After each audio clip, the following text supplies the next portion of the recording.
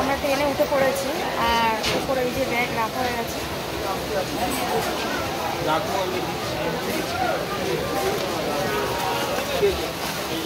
এইদিকে মাম্মাম বসে আছে। এটা হাই বলে মাম্মাম। জুতো খুলছে, জুতো জল লাগবে নাকি?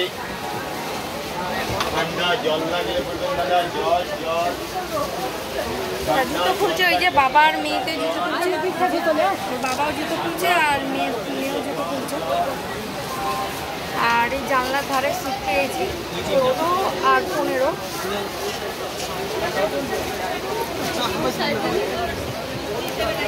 2:25 বাজে, 2:25 ট্রেন এলো। বাবা মায় কে বলো। আর এখন কি খাচ্ছি দেখো। প্ল্যাটফর্ম থেকে যে চিপস কেনা হলো,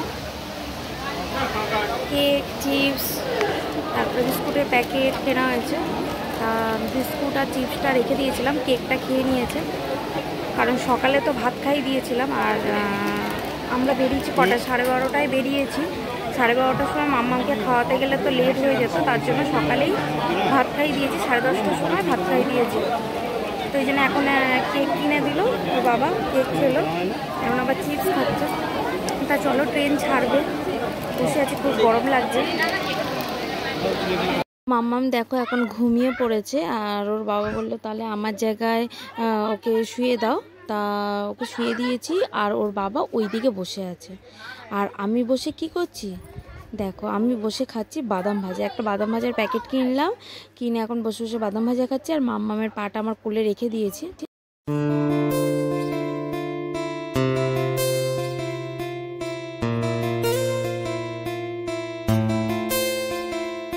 তো ফাইনালি এখন আমরা রামনগর স্টেশনে নামবো, ট্রেন ঢুকছে স্টেশনে।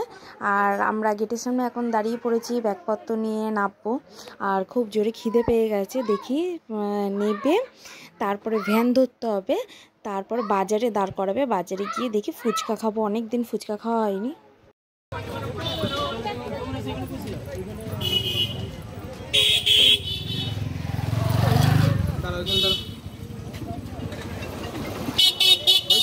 তো আমরা রামনগর স্টেশনে নেমে গেছি। নেমে এখান থেকে ভ্যান পেলাম না, তাই একটু হেঁটে যাচ্ছি। বাজারের মুখ থেকে উঠতে হবে ভ্যানে। কি গো, ওখান থেকে ভ্যান পাবে? হ্যাঁ কি গো, ওখান থেকে ভ্যান পাবে? ওখান থেকে বাস।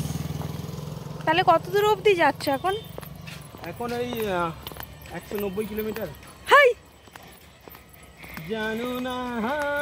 তা আগের বার যখন মামা বাড়িতে এসেছিলাম, যে রামনগর স্টেশন দিয়ে নেবে ভ্যানে দীঘাতে, ওই হ্যাঁ দীঘাতে ওই ভ্যানকে না উড়ি বাবা বলে। তো ওই ভ্যানে করে গেছিলাম বাস স্ট্যান্ডে, বাস স্ট্যান্ড থেকে আবার বাস ধরেছিলাম। এবারে তুমি এসছো বলে আর হয়নি। তো এখান থেকে সন্ধ্যা হয়ে গেছে বলে ভ্যান পাওয়া যাচ্ছে না, তাই হেঁটে যেতে হবে। আর তা অন্ধকার, একবার লাইট দেখতে পাচ্ছ, মানে আমরা হেঁটে যাচ্ছি। ওইদিকে বাবার মেয়েতে হাঁটছে, আর এইদিকে আমি হেঁটে যাচ্ছি। তো চলো দেখি, এগোই সামনের দিকে। যদি ভ্যান পাই ভ্যানে উঠে যাবো, না হলে আর একটু হেঁটে যেতে হবে, তারপর ওখান থেকে বাসে উঠবো। আর এখন তো 6:30 বাজে, চারিদিক দেখো পুরো অন্ধকার। আর পেছন দিকে অটো স্ট্যান্ড, সব অটো আসছে।